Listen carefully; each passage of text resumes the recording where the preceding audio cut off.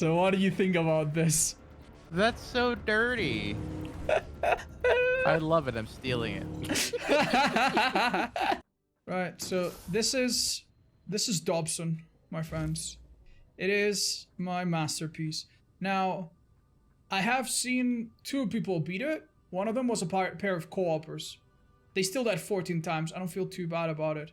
And another one was a single guy that after seeing it work once, he figured out the exact solution. And I'm afraid my defenses were not quite up to par, but I have made some improvements and I will continue to make some so that even that lucky bastard doesn't make it. Let me explain. This works in 5 stages, okay? There's 5 components to this. The first one is the fact that this seemingly looking bridge to the start of the level is not real. The way you get to the level is not through here. This is a fake block that this guy cannot move. You have to go around all the way. Now you might be like, oh, so why do you do this? Well, I saw someone do it and I thought it was the most evil thing ever. Because it almost lures you into thinking that there's a secret exit through the back. And you follow this guy for about 5 minutes only to realize that he loops all the way back to the beginning. And that you have wasted 20 minutes of your time.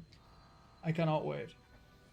So that's number 1. Number 2 is what I call the bait. This is a room that looks pretty tough, but it's pretty beatable. There's nothing insane about this room.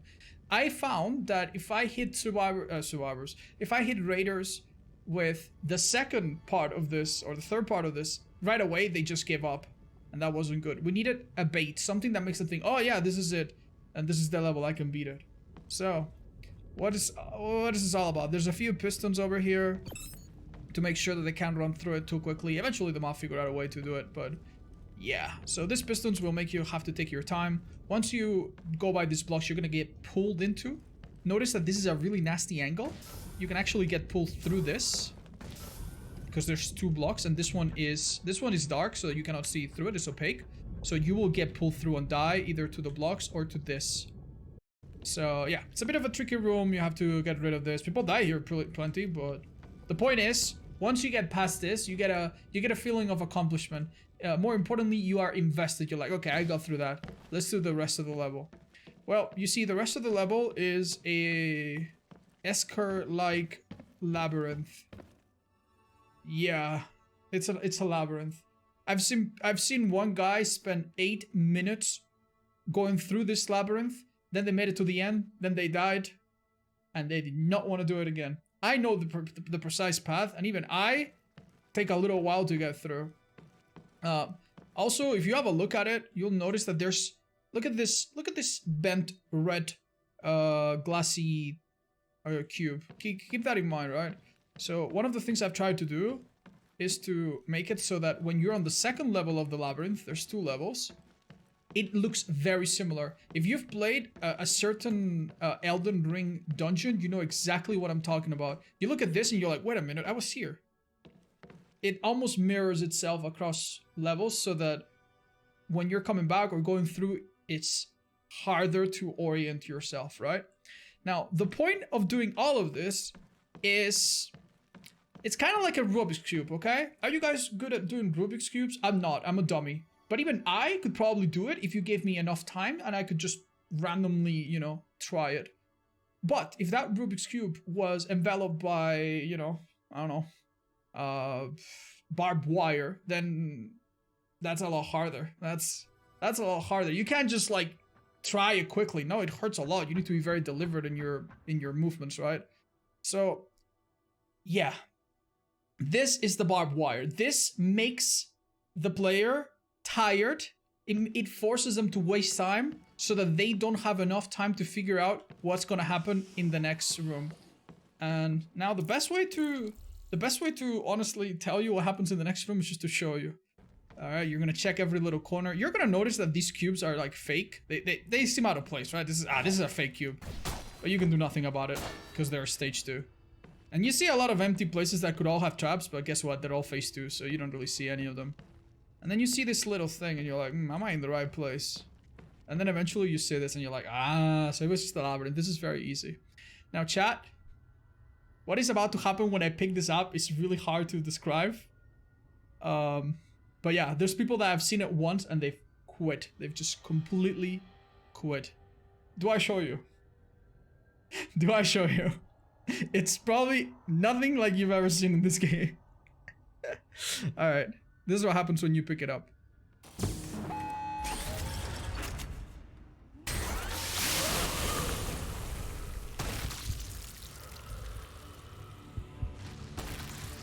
A wave of suicide bombers. I'll show you what happens if you try to shield it up.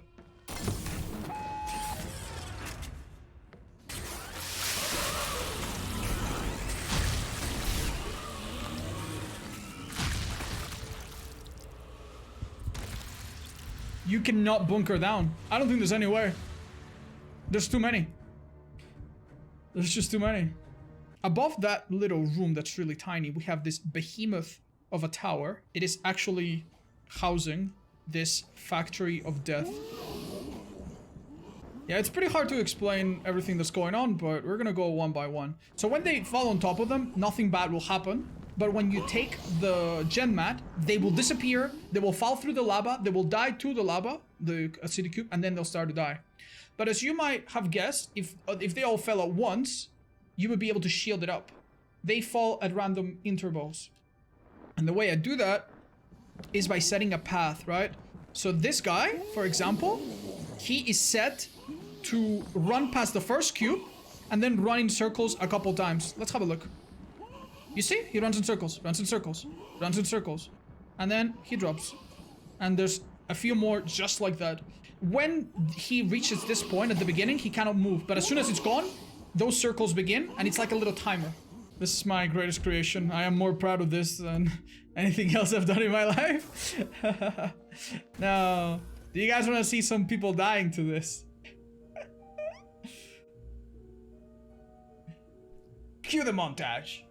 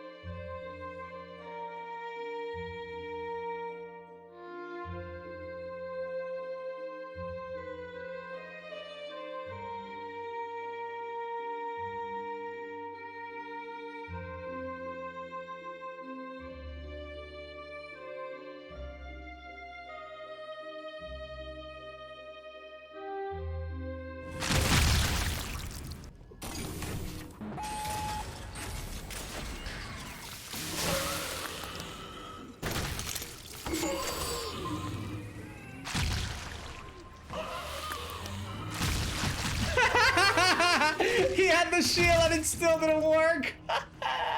I put too many, dude.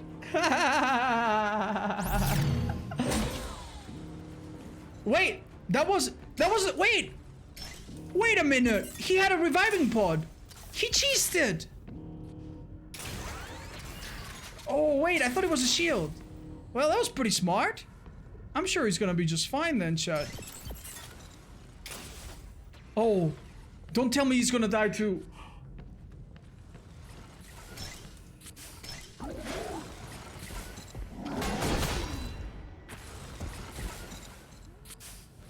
And he quit after this.